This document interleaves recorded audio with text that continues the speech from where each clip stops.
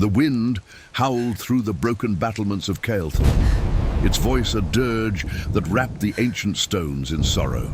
Night pressed hard against the fortress, thick with rain that battered the leaded windows and sent rivulets crawling down the walls like the memories of old blood. Beneath this tempest, Lady Serelith moved, her steps silent, her breath shallow, as if afraid the storm might sense her hesitation. She was not meant to be here, not meant to walk alone through the chapel's nave at such an hour, but duty had exiled sleep from her mind. Her father's command still rang in her ears. Guard the oaths, keep the faith, let no shadow pass unseen. Yet tonight it was not a shadow she found at the threshold, but a man, a knight, crumpled against the door, soaked through and shivering, his surcoat slashed and stained. Lightning split the darkness, revealing the sigil emblazoned across his chest. The rearing wolf of House Vare, sworn enemies of Caelthorn, wolves whose claws had scarred these lands for generations. Serelith's breath caught. For a moment she stood motionless, her heart pounding like war drums within her chest. Every lesson, every warning, every tale of betrayal and vengeance whispered in her blood. She ought to call the guards, to let the cold stone swallow this stranger as the law demanded. Instead she knelt, her hands trembling as she pressed 2 fingers to his throat. The pulse fluttered, weak, defiant, alive. She dragged him inside, each movement a rebellion. The doors closed with a shudder. In the flicker of candlelight, she saw the ruin of his body, gashes that wept crimson, bruises blossoming beneath battered mail, and a feverish flush at his temple where the helm had shattered. The storm outside paled beside the tempest within her. She stripped away his sodden cloak, her knuckles grazing the warmth of his skin, and felt the heat of shame rise in her cheeks. Never before had she touched a man not of her house, not of her father's choosing, yet there was nothing gentle in this act, only urgency, binding wounds with linen torn from her own sleeve, pressing a poultice to his side, whispering prayers learned in childhood. His eyes flickered open, ice blue and wild with pain. No words escaped his lips, only a hoarse breath. She saw in his gaze 1,000 unspoken things. Pride cracked by defeat, fear masked by stubbornness, a question that hung between them like the scent of rain. Why? Why mercy, when the world offered only steel? If you have ever felt your heart pulled between what is right and what you desire most, let your soul linger here by the fire, for this is not a tale of saints or sinners, but of those who strayed from the path for one fleeting, forbidden touch. Serelith worked in silence, the storm masking her betrayal. She moved him to the shadowed alcove behind the altar, where the stones still remembered the warmth of hope. There, she watched over him as the hours bled away, her mind torn between the oath she had sworn and the reckless compassion that now ruled her hands. She recalled, unbidden, the legends of her youth, of maidens who risked all for love, of knights undone by a single moment's kindness. Fools, her father always said. Yet as she wiped blood from this enemy's brow, she wondered if foolishness was a luxury only the brave could afford. Dawn's first light crept through the high windows, painting the chapel in bruised gold. Serelith blinked against the ache in her eyes. The knight stirred, lips parting as if to speak, but the words died on his tongue. She hushed him, her fingers pressing gently to his lips, a gesture more intimate than any vow she had ever spoken. In that silent moment, something shifted. The air thickened with longing and dread, their fates entwined by accident or design. The fortress stirred above them, footsteps echoing in distant halls, the clamor of men-at-arms rousing for another day of war. Serelith's heart raced. She knew this secret could not be kept forever. Already, the bruises on the knight's skin were mirrored in the shadows beneath her eyes. Every breath she stole for him was a blade at her own throat. But she could not turn away. Not now. Not when he looked at her as though she were the last light before the world went dark. She moved through the morning like a ghost, hiding bloodied linens, fetching water from the well before the servants awoke. Each task was a prayer for secrecy, a plea to whatever gods still listened that the walls would not betray her. The night, she would later learn to call him Cadron, remained half shadow, half dream, his presence a secret ache beneath her ribs. She found herself lingering by his side longer than necessary, tracing the lines of his face with her gaze, memorizing the shape of a stranger she ought to despise. Outside, the banners of Kelthorn snapped in the wind, their colors defiant against the grey sky. Within, Serelith felt the weight of every oath ever forged in this place, her father's, her own, and now, perhaps a new vow born in silence and pain. Duty warred with desire, and neither would yield. Lord Galen's voice cut through the corridors as midday approached, calling for his daughter. Serelith pressed a final touch to Cadron's brow, half promise, half farewell, and slipped from the chapel with her heart pounding. She met her father in the great hall, where maps sprawled across the table and the air stank of sweat and iron. His eyes searched hers, sharp and unyielding. He spoke of patrols, of enemy movements, of the need for vigilance. Serelith nodded, words heavy on her tongue, her mind drifting always to the man she had hidden among the saints. Every heartbeat was a risk, every glance could be suspicion. She felt the eyes of the household upon her as she moved through the day, servants whispering behind their hands, guards watching with narrowed gazes. She told herself it was her imagination, but fear gnawed at her all the same. That night, she returned to the chapel. Cadron was awake, propped against the cold stone, his wounds tightly bound. In the hush, she learned fragments of his story, spoken in a voice roughened by pain and pride. A brother lost to Kelthorn's blades, a promise to return home or not at all, a hatred taught from birth, now soured by the taste of mercy. Serelith listened, each word a stone laid upon her heart. She saw how easily the lines between enemy and ally could blur, how the old stories faded in the glow of candlelight and shared suffering. Their connection deepened not through grand declarations, but in the smallest of gestures. Her hand steadier when she changed his bandages, his gaze lingering when she turned away. She began to crave the quiet moments when the world beyond the chapel walls ceased to exist, when it was just the two of them, and the unspoken promise that pulsed between every heartbeat. There were nights when Serelith doubted her own strength, when she wondered if she could bear the weight of her choices, or if she was simply weaving a noose from her own longing. Yet she could not bring herself to regret what she had done. The secret she kept was a spark in the darkness, a defiance that tasted sweeter than any victory her house had ever claimed. Would you risk everything you have ever known for the hope of a single forbidden touch? If your heart trembles at the thought, do not look away. The night grows colder, and the flames of this tale have only begun to burn. As the days passed, the world outside the chapel grew harsher. News of skirmishes reached Kelthorn, tales of betrayal and bloodshed that made Serelith's heart clench with dread. Lord Galen's temper sharpened, his eyes restless as he paced the halls.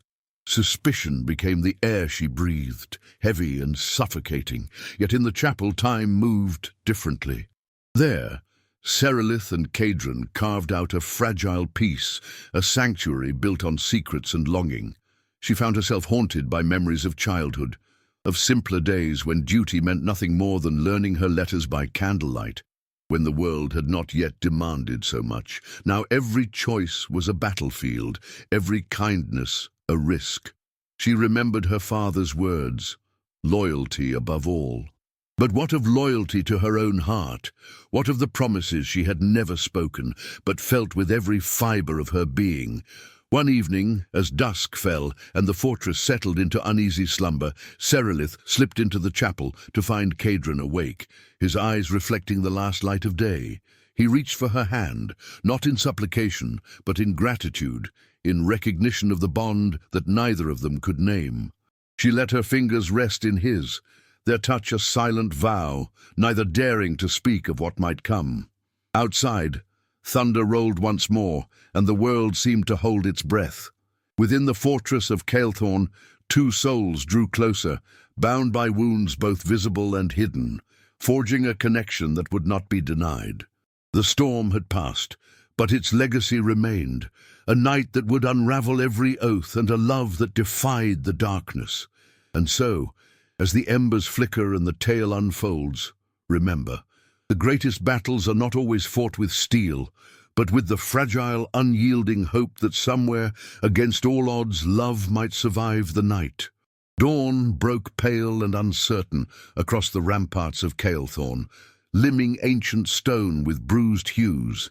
The storm's memory lingered in the sodden earth, in the chill that clung to every silent hallway and shadowed alcove. Within the fortress, the world resumed its tireless march, servants hurrying to their duties, sentries changing watch, hounds stalking the bailey. Yet, for Lady Serelith, time moved strangely, stretched taut between dread and anticipation. The stranger she had sheltered now lay in uneasy slumber on a pallet beside the chapel altar, his wounds swaddled in linen, his features drawn and restless in the half-light. She watched as his chest rose and fell, a fragile rhythm that tethered her to everything she ought to fear and to everything she could not bear to lose. For hours she lingered in the chapel, fingers threading anxious patterns through a rosary, gaze flicking often to the battered night. His surcoat, once crimson and proud with the sigil of House Vere, had been hidden away beneath her own cloak. The blood that stained the flagstones had been scrubbed clean under her trembling hands. Still, the air thrummed with a perilous secret, each footstep outside the chapel door a threat to the fragile sanctuary she had conjured from pity and longing alike. Her father's men prowled the corridors, their voices echoing with suspicion as they recounted rumors of enemy scouts seen near the river crossing. Lord Galen himself moved through the keep with eyes narrowed, his patience worn thin by war and sleeplessness, his trust in his only child a thread stretched to breaking. Serelith met him that morning in the great hall, her composure cold as steel, her heart pounding with every question he pressed. Had she seen anything amiss? Had the night brought unwelcome visitors? No, father, only thunder and the prayers of the restless. She lied with the ease of a ghost, feeling the weight of each word settle like a stone atop her chest. Returning to the chapel, she found the knight awake, his gaze fever-bright but lucid, shadowed by pain and something deeper. He asked, voice rough as gravel, for water first, then for her name. Serelith offered it in a whisper, as if speaking too loudly might call down the wrath of every ancestor whose portrait lined the hall. He listened, and when he spoke his own name, Cadron, of Vere, the syllables fell between them like a blade. Enemy, stranger. Yet in that moment, she saw not the threat her father would hunt, but a man bound by wounds and regrets, one whose presence set her world askew. For days, their strange communion persisted, each hour a delicate balance between concealment and confession. Serelith brought food and water under cover of darkness, tending to Cadron's wounds with hands that shook less with every passing night. She learned the shape of his scars, the history etched into flesh by battles fought in the name of causes neither wholly understood. In return, Cadron spoke of rain-soaked fields beyond the southern woods, of a brother lost at the siege of Morrowan, of vows made beside a dying fire to see vengeance done or never return at all. These tales, spoken quietly in the hush of candlelight, were not boasts, but burdens. Serelith listened, her heart torn in secret sympathy, for she too carried promises that gnawed at her soul, oaths to her father, to Calethorn, to a lineage that demanded loyalty, even at the price of happiness. Yet it was not always words that passed between them. Often, as the night pressed close and the fortress quieted, their silence became a language of its own. The brush of her fingertips, as she changed a dressing, lingered longer than duty required. His hand, once strong, now trembling as he reached for a cup, found steadiness in the warmth of hers. Sometimes she caught him watching her with an intensity that left her breathless, a gaze fractured by longing and guilt, by the knowledge that this closeness was both a comfort and a curse. In the gloom, Serelith wondered if such moments, stolen from the jaws of war and expectation, might one day outlast the night. But the world outside their fragile sanctuary grew darker with each sunrise. Patrols reported fresh enemy banners glimpsed in the woods. A wounded scout staggered through the gates with news that House Vare's forces were massing, their vanguard less than a day's march from Kelthorn. The fortress bristled with preparation. Iron-shod boots thundered in the courtyards, arrows fletched by trembling hands. Lord Galen called for his daughter, seeking her advice and presence at council, drawing her ever closer to the heart of the storm she had conjured in secret. Each summons frayed Serelith's nerves, for she knew with cold certainty that discovery loomed near. One evening, as dusk bled red through the arrow slits, she found Cadron standing by the chapel window, staring out at the gathering gloom.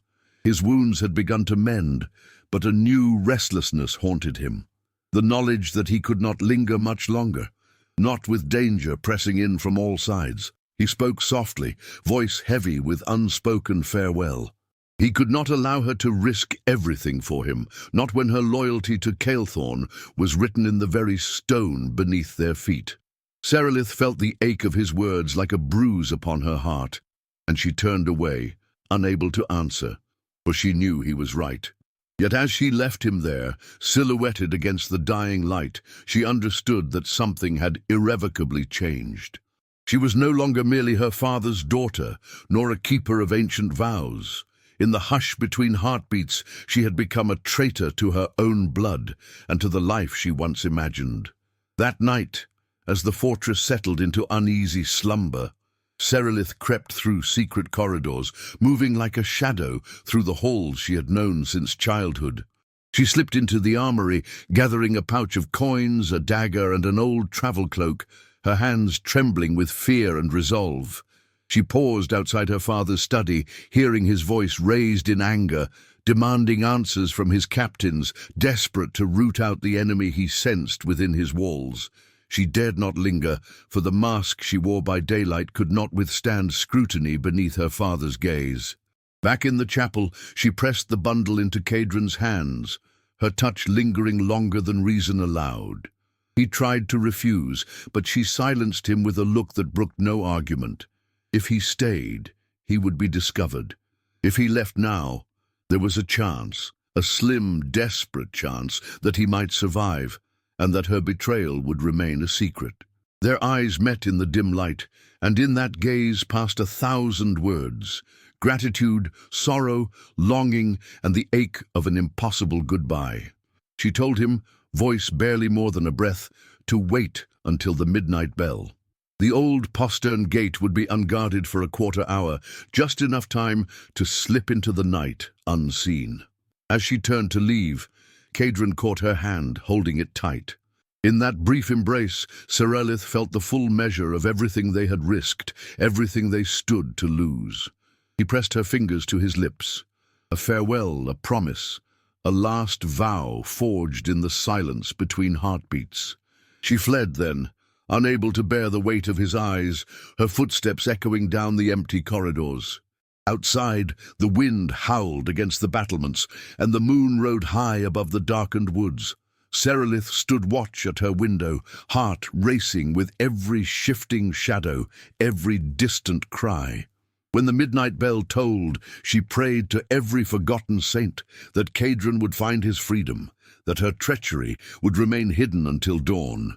In the darkness she waited, each moment stretched to the breaking point, her soul suspended between hope and despair. If you have ever known the agony of watching someone you love slip beyond your reach, held back only by the chains of duty and fate, then listen well. For in that long night, Serelith learned that courage is not the absence of fear, but the willingness to act despite it. And sometimes, the greatest act of love is to let go, even when every fiber of your being cries out to hold on. As the first pale light crept over Kelthorn's towers, Serelith's vigil ended. Somewhere beyond the walls, a wounded knight walked into the uncertain dawn, carrying with him the memory of a touch, a promise, and the hope of a world remade.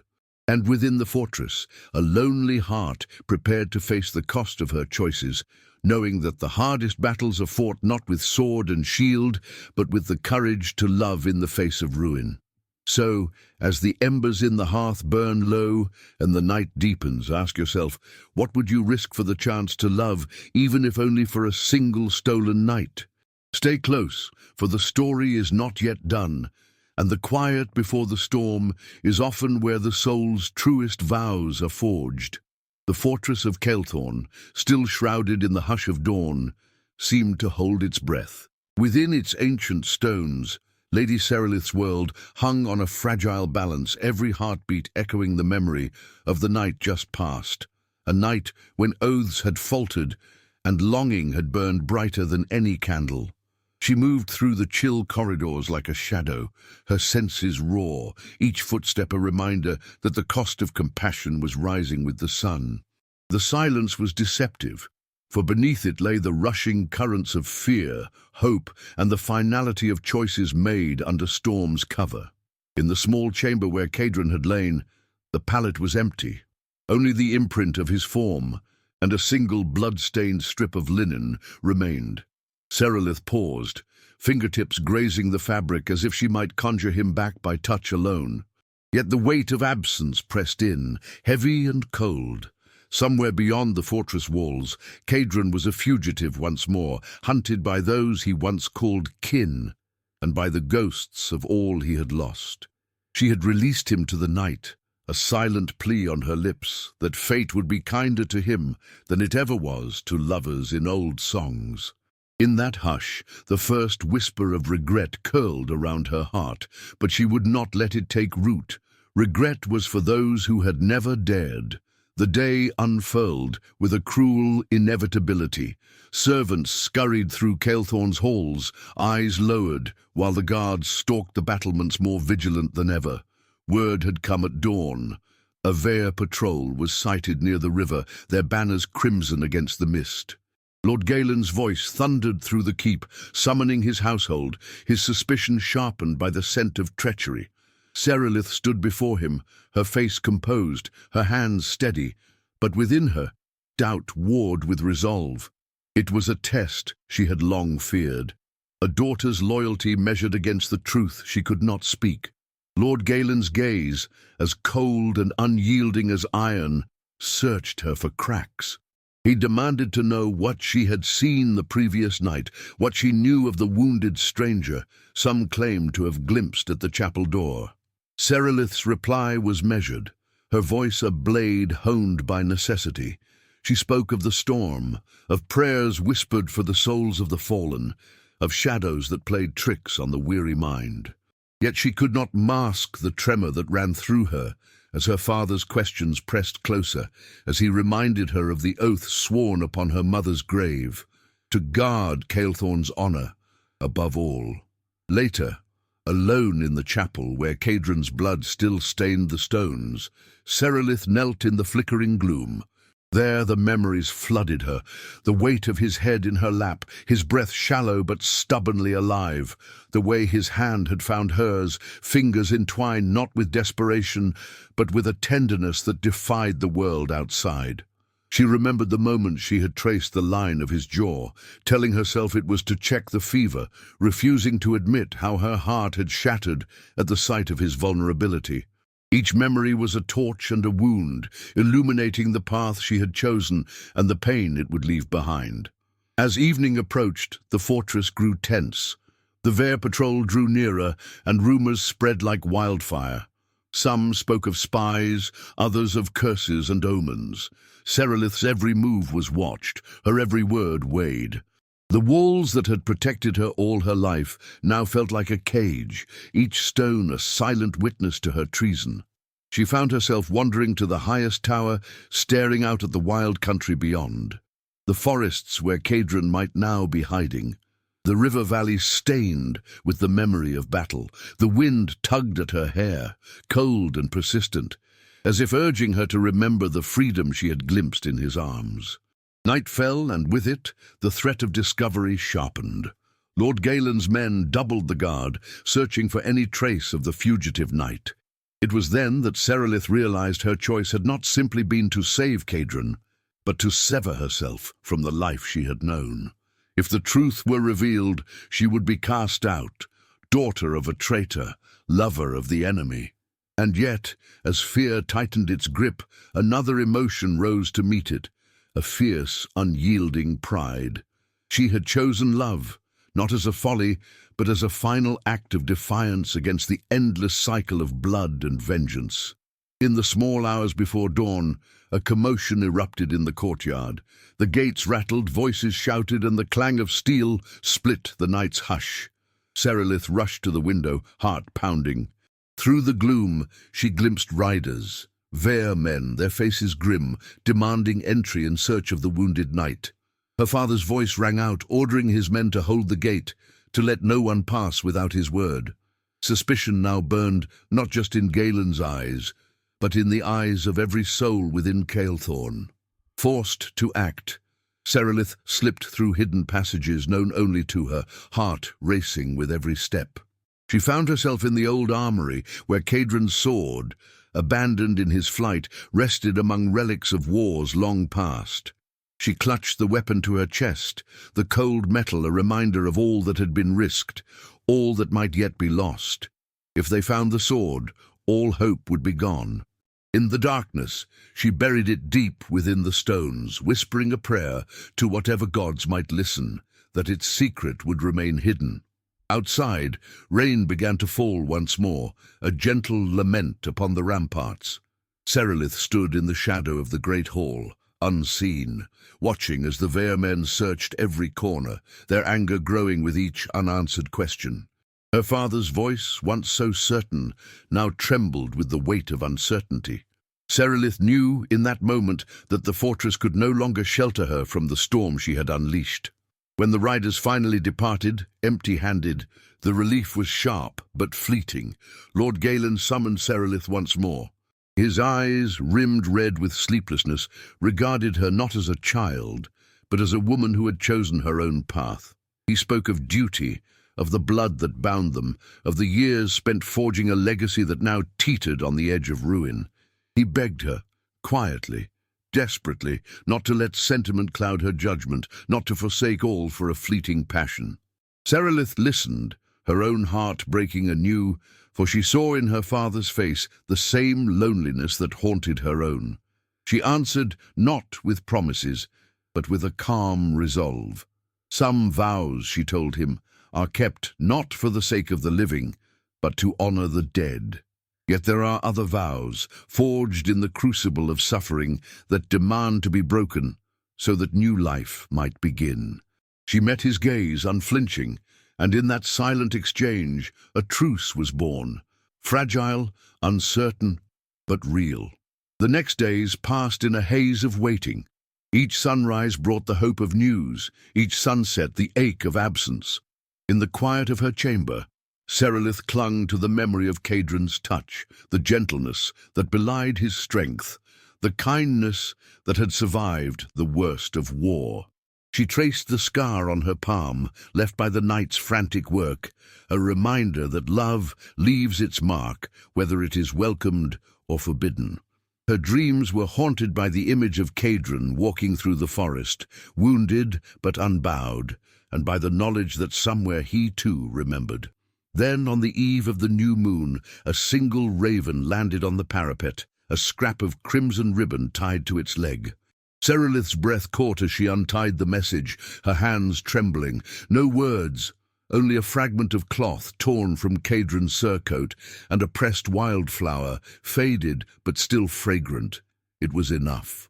In that simple token, Serelith felt the force of 1,000 unspoken vows, the promise that love, once kindled, would not be extinguished by distance or time. She returned to the chapel, kneeling once more in the silence, and there she wept, not for herself nor for Cadron, but for all those whose lives were shaped by forces beyond their choosing, who found in each other the courage to defy the darkness. Her tears were not of despair, but of gratitude, for a love that had been worth the risk, even if only for a single stolen night. As the seasons turned and the war dragged on, Serelith found her place within Kael'thorne, forever changed. She walked the halls with new purpose, her heart tempered by sorrow and hope alike. The fortress endured, battered yet unbroken, and so did she. Sometimes, on quiet mornings, she would climb the tallest tower and gaze out toward the horizon, searching for a sign, a glint of armor, a flutter of crimson, a shadow moving through the trees. And always she would remember. The last vow is not spoken in words, but carried in the heart, unyielding, eternal. So as the flames in the hearth fade to embers and the night deepens around you, let this tale linger in your soul. For love, when it comes in the midst of ruin, is both a wound and a gift. A promise made not in the safety of daylight, but in the perilous dark. And if ever you find yourself standing at the threshold between duty and desire, remember Serelith and Cadron, and the vow that could not be broken. For in the end, it is not the world that decides the shape of our hearts, but the courage to choose, even when the price is everything. Thus ends the story of the last vow, a love forged in war, sealed in silence, and carried forever in the quiet places where hope endures.